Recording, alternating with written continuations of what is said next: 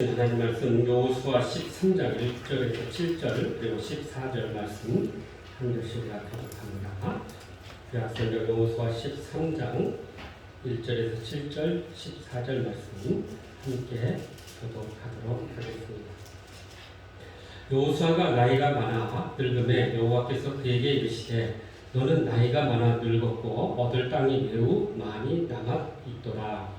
이 남은 땅이 블레셋 사람의 모든 지역과 그의 족속의 모든 지역 곧 애굽 앞 시월 시내에서부터 가나안 사람에게 속한 북쪽 에그론 경계까지와 블레셋 사람의 다섯 통치자들의 땅 곧 가사 족속과 아스돗 족속과 아스불론 족속과 가드 족속과 에글론 족속과 또 남쪽 아이 족속의 땅과 또 가나안 족속의 모든 땅과 시온 사람에게 속한 여호와와 아모리 족속의 경계 아베 사조와 또 그발 족속의 땅과 해 뜨는 곳에 온 레바논 곧 헤르몬 산 아래 바알갓에서부터 하맛에 들어가는 곳까지와 또 레바논에서부터 스바론 바이까지 전부 모든 주민 곧 모든 성서 사람들이야 내가 그들을 이스라엘 자손 앞에서 쫓아내니 너는 내가 너를 만들고 그 땅을 이스라엘에게 분배하여 기업이 되게 하되 너는 이 땅을 아홉 지파와 므낫세 반 지파에게 나누어 기업이 되게 하라 하셨더라. 14절입니다. 오직 네 지파에게는 여호수아가 그 기업을 준 것이 없었으니 이는 그에게 말씀하신 것과 같이 이스라엘의 하나님 여호와께서 드리는 하제물이 그들의 기업이 되었음이라. 함께 은혜를 나누었습니다. 우리가 이러한 아름다운 신앙의 이야기를 만들기 위해서는 먼저 하나님의 은혜를 경험하고 그 하나님의 은혜로 충만한 우리의 삶과 우리의 가정과 교회가 되어야 할 것임을 말씀했습니다. 또한 우리가 하나님께서 우리에게 가장 좋은 것으로 주시는 것을 믿고 그 모든 것에 만족하며 나아갈 때 우리의 삶 가운데 그러한 하나님의 놀라운 믿음의 이야기가 계속해서 써지게 된다라고 말씀했습니다. 더 나아가서 우리가 어떤 어려움 속에서도 우리가 경험한 그 하나님을 우리가 기억하고 그 하나님의 역사를 기록하며 증언하는 그런 삶을 살아야 한다고 말씀했습니다. 그래야 할 때 우리 안에 놀라운 하나님의 이야기로 가득 채워질 것임을 함께 우리가 말씀으로 나누었습니다. 지난 한 주간도 이렇게 주신 말씀처럼 우리가 순종하면서 우리만의 또 우리 자신만의 그런 신앙의 이야기를 계속해서 만들어간 줄로 믿습니다. 어느 교회에 이 장로님들이 함께 식사를 하게 되었다고 합니다. 유독 음식에 좀 욕심이 과한 장로님 한 분이 계셨는데 자기 앞에 계신 장로님의 이 그릇 위에 이렇게 고기가 얹은 것과 자기 그릇 위에 고기가 얹은 것을 보고 좀 마음이 상했답니다. 왜 그런가 했더니 맞은편에 있는 장로님의 고기가 좀 크고 자기께 조금 작아 보였던 거예요. 그래서 기분이 좀 이렇게 상했는데 알고 봤더니 음식을 이 분비하는 여집사님이 이렇게 고기를 놓으면서 좀 배려를 했으면 좋았을 건데 그냥 이렇게 아마 또 반대편에 있는 장로님 더 기분이 좋았나 좀 큰 걸 드렸나 봐요. 그래서 그것이 이렇게 마음에 좀 언짢은 마음이 있었답니다. 음식 끝에 마음이 상한다라는 말 있잖아요. 그것이 화근이 돼가지고 이분이 그때는 이렇게 조용히 넘어갔지만 그 다음부터는 이 장로님하고 늘 좋지 않은 일로 인해서 의견 충돌이 일어나기 시작했다는 거예요. 결국 이 고기 크기 때문에 장로님이 안숙이 돼가지고 당일 때마다 의견 충돌이 나고 그로 인해서 큰 상처를 입은 그런 웃지 못할 일이 있었다라고 이야기를 합니다. 여러분 사실 이 큰 문제 뒤에는 아주 사소한 그런 일에서 발단되었다는 것을 우리가 알 수 있습니다. 이 분비하는 이 여집사님이 좀 더 세심하고 배려가 있었다면 그런 일이 일어나지 않았을 것입니다. 그래서 우리는 모든 일에 있어서 이 공정하고 공평한 것이 매우 중요하다는 사실입니다. 오늘 말씀은 이스라엘이 정복한 땅을 분배하는 그런 이야기가 나오고 있습니다. 여호수아를 보면 크게 두 부분으로 나누어져 있습니다. 1장부터 12장까지는 가나안의 정복사에 대한 이야기입니다. 그리고 13장부터 24장까지는 이제 그 정복한 땅을 함께 나누는 그런 이야기들입니다. 그래서 이 나누는 이야기들이 정말 모든 사람, 모든 지파들에게 공평하고 만족할 만한 그런 분배가 되어야 하는데요. 이스라엘 백성들이 홍해를 건너서 40년 광야를 지나고 그리고 이 가나안 들어와서 7년의 정복 전쟁을 하면서 드디어 그들이 이 땅을 차지하게 됐어요. 그들이 이곳까지 온 것은 하나님께서 그들에게 인도하셨고 약속하셨던 그 땅을 그들이 차지하고 살기 위해서, 그리고 그 땅에서 하나님의 나라를 이루기 위해서 그들이 이 땅 가운데 들어오게 되었던 것입니다. 이스라엘이 그렇게 하나님이 조상 아브라함에게 약속한 것을 굳게 믿고 그렇게 믿음으로 싸우며 그들이 이 땅에 들어왔을 때 그 땅의 대부분을 점령하게 되었던 것입니다. 이 정복한 땅을 이제 지파별로 분배하는 일이 시급하게 되었던 거예요. 이미 요단강 동편 쪽에는 세 지파가 그 모든 것을 차지하고 있었고요. 이제 나머지 가나안 땅은 9지파 반이 이제 함께 땅을 분배하게 되었던 것입니다. 그러므로 이스라엘이 정복한 땅을 분배하면서 그것이 우리에게 주는 교훈이 무엇인지 오늘도 주시는 말씀을 통해 주님의 음성을 듣고 그 영적인 의미를 깨달아서 우리의 땅의 영역과 또 우리 영적인 영역이 더 넓어져 가는 저와 여러분의 삶이 되시기를 주님의 이름으로 축복합니다. 먼저 우리 1절 말씀 다시 한번 보시죠. 시작. 여호수아가 나이가 늙은데 여호와께서 그에게 이르시되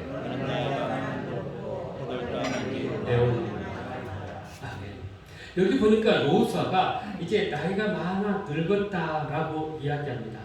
이제 연로하여서 거의 죽을 상태가 가까이 왔다라는 의미예요. 그러면 이 나이가 대체적으로 어느 정도 됐을까요? 많은 성서학자들이 아마 90에서 100세 사이의 정도의 나이에 이르렀다라고 추측을 합니다. 여러분, 인간에게 늙음이라는 것은 한계 상황에 이르렀다라는 것을 의미합니다. 모든 신체와 정신이 노화되고 이제 약해지고 무기력해지는 게 이 늙음의 의미예요. 한때 천하를 호령했던 영웅 호글들도 그 힘과 용기는 다 사라지고 이제 나이 들면 노쇠할 수밖에 없는 것이 우리의 인간 사람인 거예요.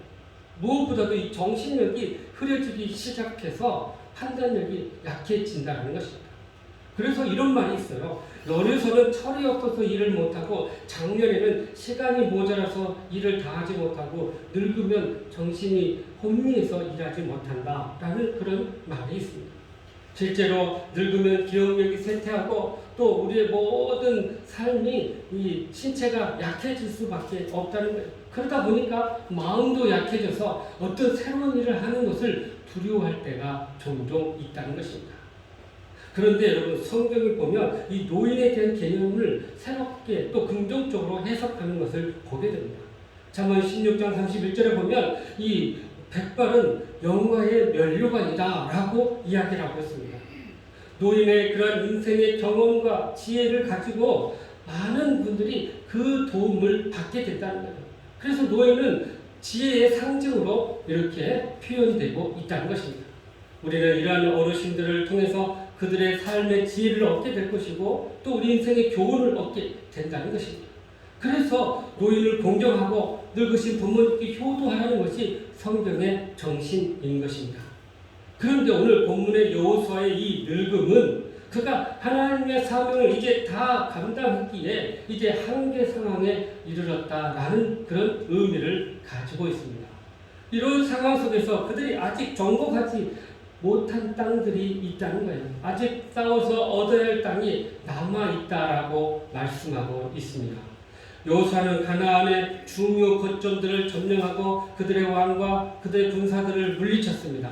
그러나 아직 가나안 전체 땅을 완전히 정복하지는 못했던 거예요.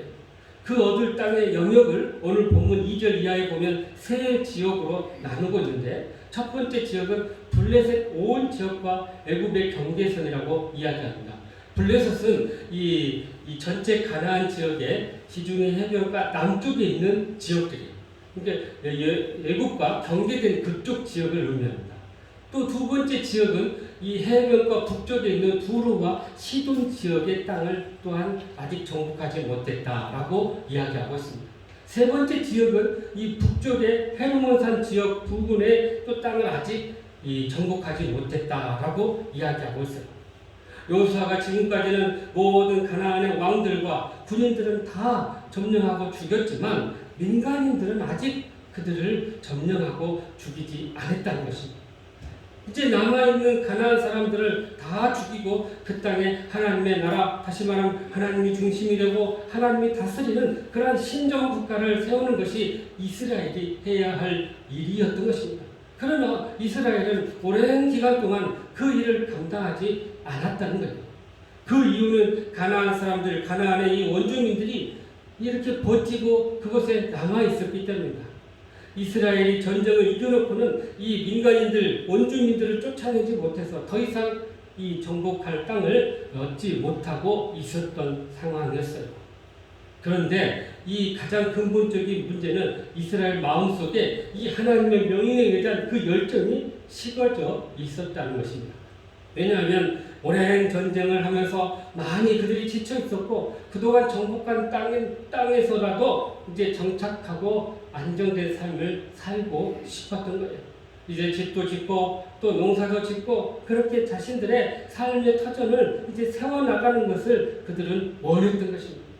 가나안의 원주민들도 같이 섞여서 살기를 원했고 또 그들의 그런 농사 기술이나 그들의 문화나 이런 것들을 배우고 그들을 노예나 종으로 사용해서 한다면 그들에게는 더할 나위 없는 그런 기회였던 것입니다. 그러니 굳이 자기들에게 유협이 되지 않는 이 민간인들까지 죽이고 몰아내야 할 이유를 찾지 못했던 것입니다. 여기서 이스라엘과 이 하나님과의 사이에 아주 생각이 중요한 차이가 있다는 것을 우리가 발견하게 됩니다. 하나님의 생각은 가나안 족속들은 죄인이고 우상의 문화를 가지고 있기 때문에 선민 이스라엘 백성들이 그들과 함께 살아갈 때 많은 악한 영향을 받을 것임을 알고 계셨습니다. 그래서 이스라엘 백성들이 빨리 정착하기보다는 하나님을 향한 철저한 믿음을 가지고 그들을 다 몰아내기를 원하셨던 거예요. 그러나 이스라엘 백성들의 생각은 이러한 철저한 신앙보다는 빨리 가나안에 정착하고 안정된 생활을 하고 싶었던 것입니다. 그래서 그들은 가나안 주민들이 있어도 우리가 얼마든지 신앙생활 잘할 수 있다, 그런 마음을 가지고 있었던 것입니다. 이처럼 이스라엘이 안정된 삶과 편리한 삶을 추구함으로 인해서 이 가나안의 사람들의 그런 문화에 점점 물들어가기 시작했던 거예요. 결국 그들은 철저한 하나님의 신앙을 버리게 되고 타협하는 바람에 결국 가나안의 문화와 가나안의 삶의 방식을 받아들이게 되므로 이것이 결국 이스라엘의 올무가 되었던 것입니다. 하나님께서는 이스라엘 백성들을 가나안 땅에 살게 하신 것이 단순히 그들이 잘 먹고 잘 살고 그렇게 편안하게 살기 위함이 아니었던 거예요. 가나안 땅에서 하나님을 잘 섬기고 복을 받는 민족으로 그들을 세우기 위해서 많은 이방 민족들에게 모델로 삼고자 했던 것입니다. 그러나 이스라엘은 하나님의 이러한 뜻을 외면하고 안정된 삶과 편리한 삶을 찾아가면서 많은 것을 타협을 하게 되고 세속적인 그런 삶을 추구하게 되었던 것입니다.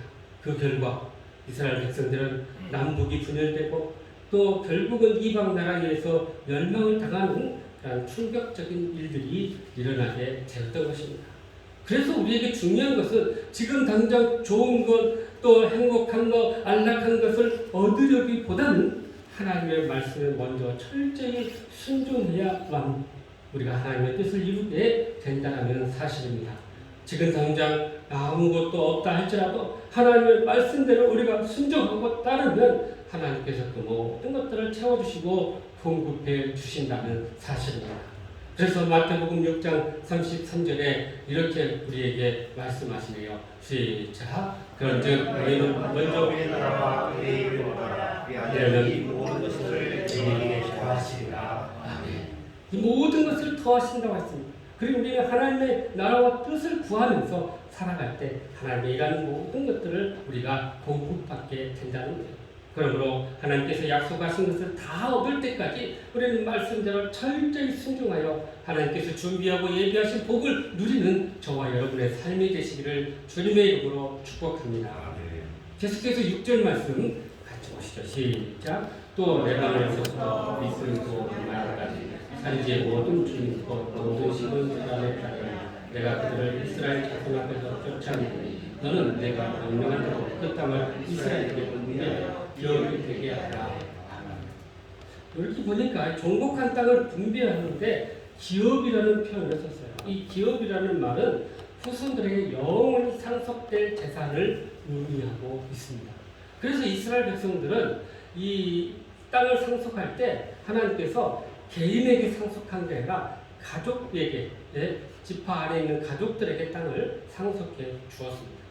그래서 그들이 혹시 이제 부득불 어려움이 와서 땅을 이제 팔아서 돈이 필요로 할 때 땅을 팔잖아요. 그러면 희년 50년이 되면 원래 그 땅 주인에게 다시 그 땅을 돌려주는 이스라엘만의 고유한 그 전통이 있습니다.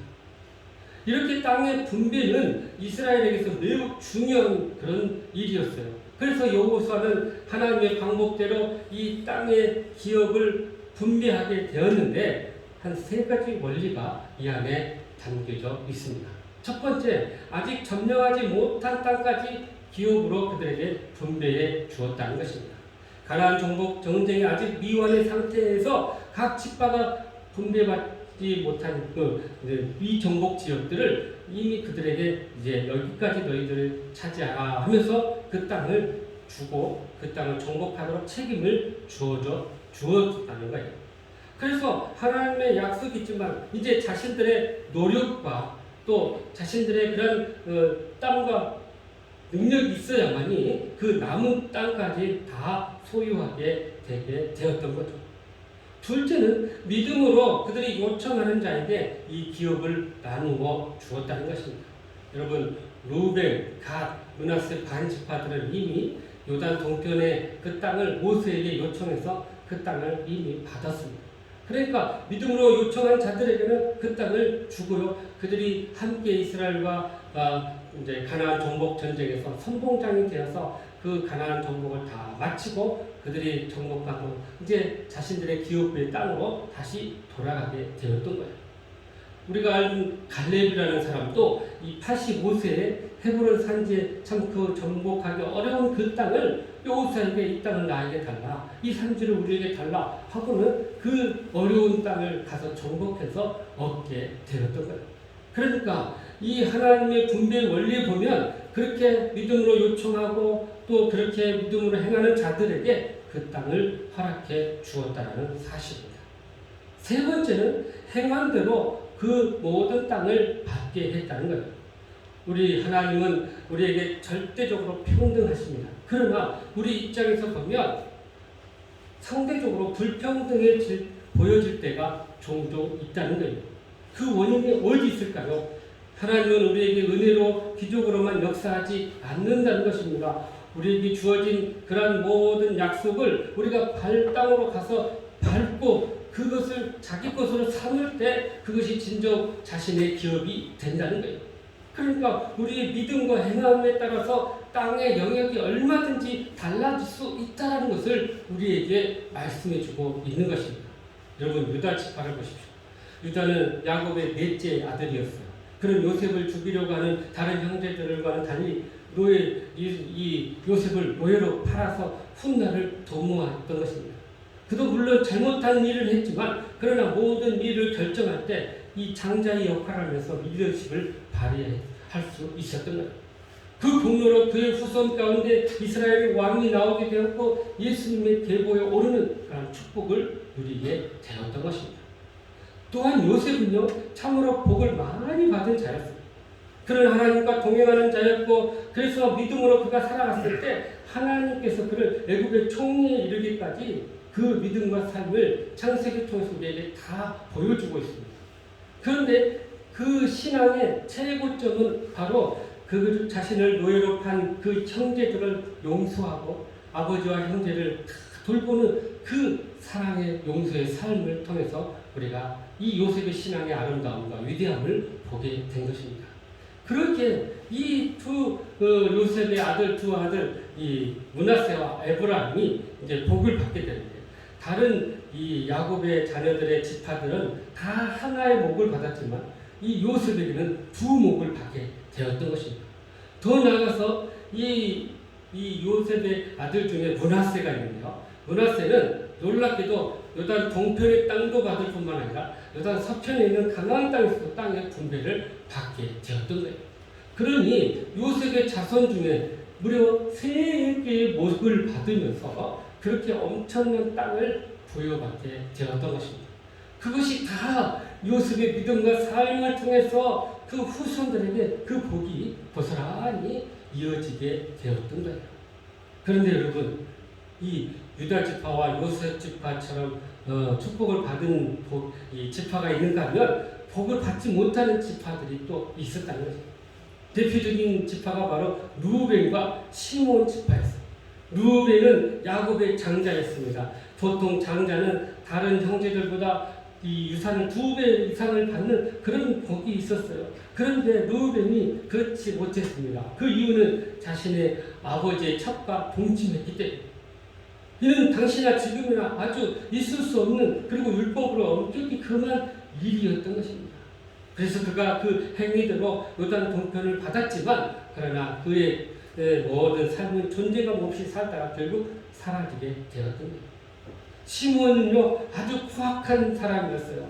세계 사람들이 동생 디나를 겁탈하고 그래서 어려움을 당하자 이를 보복하기 위해서 그 사람들을 잔인하게 살해했던 그런 자였습니다. 특별히 동생 요셉을 죽이고자 모든 일을 계획했던 자가 바로 이 시몬이었습니다. 그런 이유로 그가 받은 땅은 가장 삭막한 저 남방 네게브 사막, 그 황량한 사막 지역을 받게 되었던 거예요. 이처럼 하나님은 우리가 행한 대로 갚아 주신다는 사실입니다. 그래서 시편 126편 6절에 이렇게 우리에게 말씀하시네요. 시작. 울며 씨를 뿌리러 나가는 반드시 기쁨으로 곡식단을 가지고 돌아오리로다. 아멘. 6.25 때 이 유계준이라는 장로님이 순교하시는데요. 이 장로님은 이 평양에 있는 산종영 교회의 장로님이셨어요.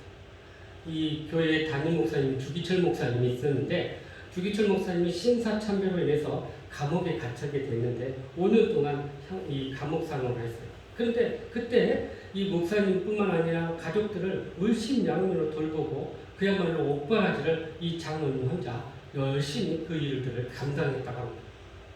그리고 나서 이 해방이 돼서 모두가 이제 공산당이 북쪽 땅을 점령하게 됐는데, 그 공산당을 피해서 많은 사람들이 다 이제 남쪽으로 피해 내려갔습니다. 그런데 이 유기준 장로님만은 홀로 교회를 지키면서 그 교회를 이렇게 지키기 시작했어요. 그때 이 공산당원들이 교회에 쳐들어와서 교회를 폐쇄하고 그것을 공장으로 만들면서 이 장로님이 그것을 막을 때 그 상황 가운데 이 장로님을 그 자리에서 총살하는 그런 아주 충격적인 사건이 있었습니다. 그야말로 이름도 없이 빛도 없이 그냥 끝나는 듯 했는데요. 그런데 그 자녀들이 그 신앙을 이어가서 열심히 신앙생활하고 교회를 섬기고 그들이 충성했을 때 아버지께서 뿌려놓은 그런 놀라운 믿음의 열매들을 그들이 다 거두게 되었는데요. 장남 유기원 장로는 국립의료원장이 됐고요. 이남 유기형 장로는 부산의대 교수가 됐고요. 삼남 유시천 장로님은 서울법대 학장이 됐고요. 사남 유기천 장로는 서울대 총장이 됐고요. 오남 유기진 장로님은 안과 의사가 되었어요. 모두 다 장로가 되었고 모두 다 사회 각 계층에서 아주 영향력을 행사하는 그런 삶을 살게 되었던 거예요.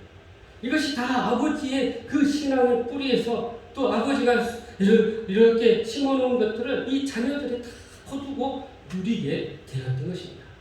하나님이 이처럼 심는 대로 거두게 하시고 행한 대로 갚아주시는 그런 분이시라는 것입니다. 그러므로 우리가 믿음으로 요청하고 행함으로 그 하나님의 복을 받아 누리는 저와 여러분의 삶이 되시기를 주님의 이름으로 축복합니다. 마지막으로 우리 14절 말씀 다시 한번 보시죠. 시작. 오직 내 지파는 내게 말씀하신 것과 같이 이스라엘 하나님과 우리는 파전을 그들의 기록을 들었습니다. 자, 야곱의 12지파들은 다 이제 땅을 분배받았습니다. 그러나 유일하게 땅을 분배받지 못한 지파가 있었는데 바로 레위 지파였다라는 거예요. 레위 지파는 거룩하게 구별되어서 성막에서 하나님을 섬기는 일을 했고 이스라엘 백성들을 영적으로 가르치는 일들을 해왔습니다. 그리고 이스라엘 백성들이 있는 각 성읍에 흩어져서 그들을 말씀으로 가르치고 또 영적으로 이끌어가는 그러한 역할들을 했던 거예요. 그래서 백성들이 바치는 11조와 헌물을 그들이 생계로 삼고 살게 되었던 것입니다. 하나님은 이 레위 지파에게 친히 기업이 되어 주시겠다고 약속해 주셨습니다. 여러분, 여기에 우리가 참 놀라운 영적인 교훈이 있습니다. 우리가 가장 최고의 기업이 무엇일까요?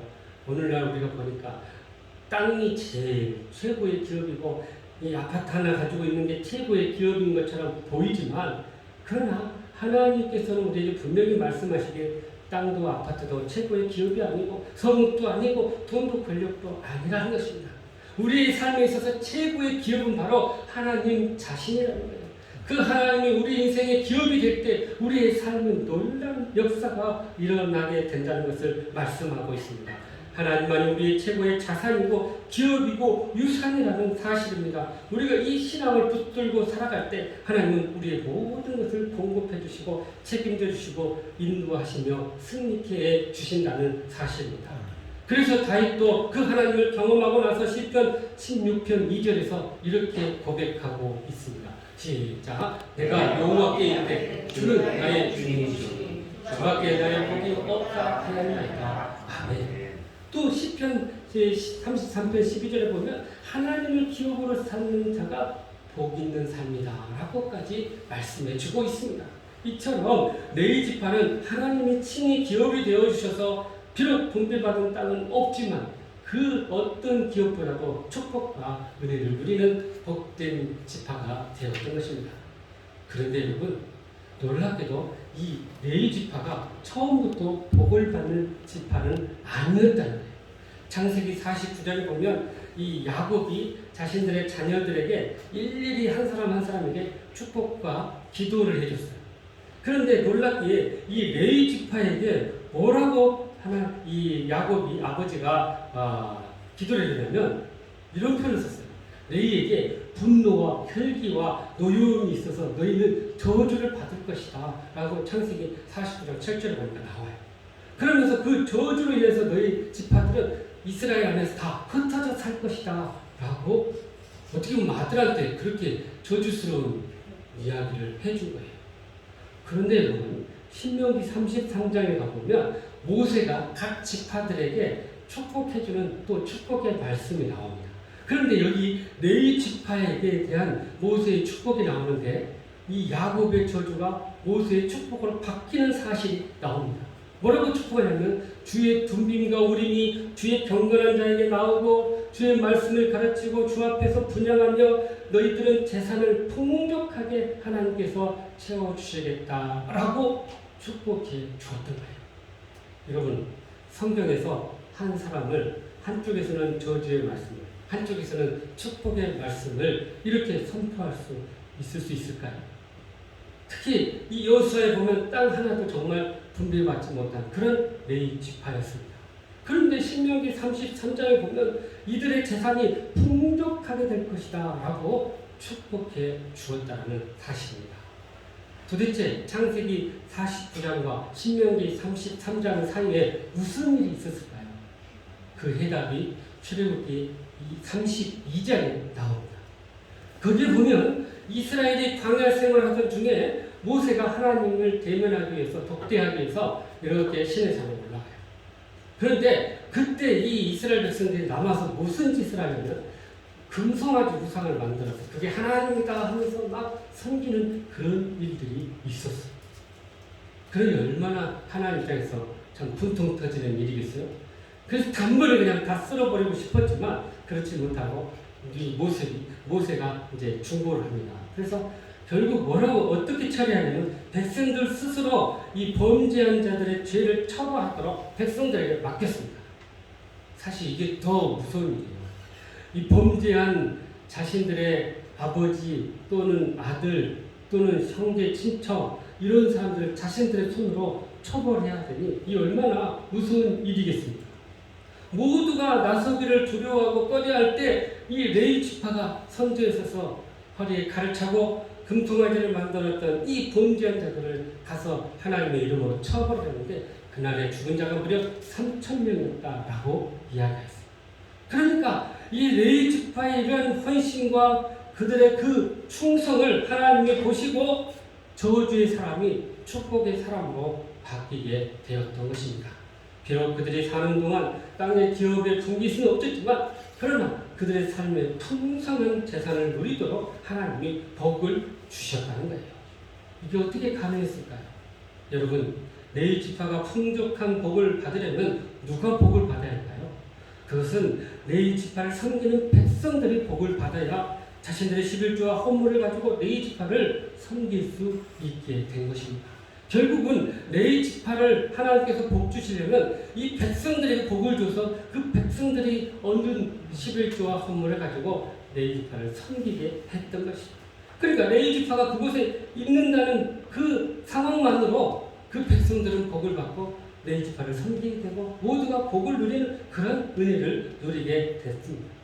그러니 레위 지파는 다른 형제 지파들에게 정말 끊을 수 없는 밀접한 복과 관계되었던 자들이었던 것입니다. 레위 지파들이 백성들을 바르게 가르치고 또 하나님 앞에 바른 예배의 삶으로 인도할 때 형제들이 복을 받게 되고 그 복이 고스란히 다시 레위 지파에게 돌아오게 되었던 것입니다. 이처럼 하나님은 이러한 관계 안에서 우리에게 풍성한 복을 허락해 주시는 분입니다. 하나님과 관계된 모든 목회자들, 모든 성도들이 다 이렇게 하나님 안에서 아름답게 회복될 때 하나님의 풍성한 복이 모두에게 임한다는 사실입니다. 그런데 여러분, 우리 안에도 이런 레위 지파가 있다는 사실이에요. 우리를 복받게 하고 우리를 풍족하게 하고 우리들을 하나님의 계획 가운데 인도하시는 그런 자들이 있다는 거예요. 하나님이 이들을 통해서 형제들에게 복 주시기를 원하기 위해서 이들을 세워 놓았다는 것입니다. 1차적으로는 이들이 누굴까요? 목회자이고요, 또 당회원들이고요, 또 구역장이고요, 교사들이, 이 영적인 리더자들이 바로 이런 자들이에요. 더 나아가서 이러한 축복의 통로로 쓰임받는 자들이 바로 우리 자신이라는 것입니다. 나를 통해서 내 집이 풍족하게 될 것이고요. 나를 통해서 우리의 교회와 일터와 이 민족과 열방이 복을 받게 되게 해 주셨다는 것입니다. 우리 모두를 그렇게 하나님은 구별될 사람으로 부르시고 사명을 감당해서 이 귀한 직분을 우리에게 허락해 주셨던 것입니다. 그래서 우리가 주의 말씀을 잘 지키고 가르치고 또 온전한 예배로 우리가 인도할 때 우리는 축복의 사람이 되고 축복의 통로가 된다는 사실입니다. 그러므로 우리 모두가 하나님의 거룩한 자로 구별되어서 우리로 인하여 내 형제가 우리 주변의 모든 사람들이 특별히 우리의 자녀들이 그렇게 복을 받는 복의 근원과 복의 통로가 되시기를 주님의 이름으로 축복합니다. 사랑하는 성도 여러분, 하나님은 우리에게 하는 은혜를 주시는 분이십니다. 그러나 하나님의 복을 얻기 위해서는 때론 우리가 노력해서 얻어야 할 부분들이 있다는 것입니다. 그랬을 때 우리는 노력의 열매와 그 결과물을 가지고 우리가 하나님께 은혜를 누리게 된다는 거예요. 이처럼 우리가 합당한 대가를 얻기 위해서 어떻게 할까? 오늘 주신 말씀처럼 먼저 하나님께서 약속하신 것을 다 얻을 때까지 말씀대로 철저히 순종할 수 있기를 간절히 바랍니다. 또한 믿음으로 요청하고 믿음으로 구하고 믿음으로 행하여서 하나님 예비해 놓으신 복들을 다 받아 누릴 수 있기를 간절히 바랍니다. 나아가 우리 모두가 하나님의 거룩한 자로 구별되어서 우리로 인해서 내 형제와 내 자녀와 우리의 모든 주변의 이웃들이 복을 받는 복의 근원과 복의 통로가 되는 복된 삶이 되시기를 간절히 바랍니다. 그래 우리 모두가 그렇게 풍족한 삶을 누리며 영광 돌리는 우리 모든 삶이 되시기를 주님의 이름으로 축원합니다. 기도하시겠습니다. 사랑과 은혜가 풍성하신 하나님, 참으로 우리가 복의 통로가 되어서 하나님의 그 사랑과 은혜를 증거하고 나는 복된 삶이 되게 하여 주시옵소서. 예수님의 이름으로 기도하옵나이다. 아멘.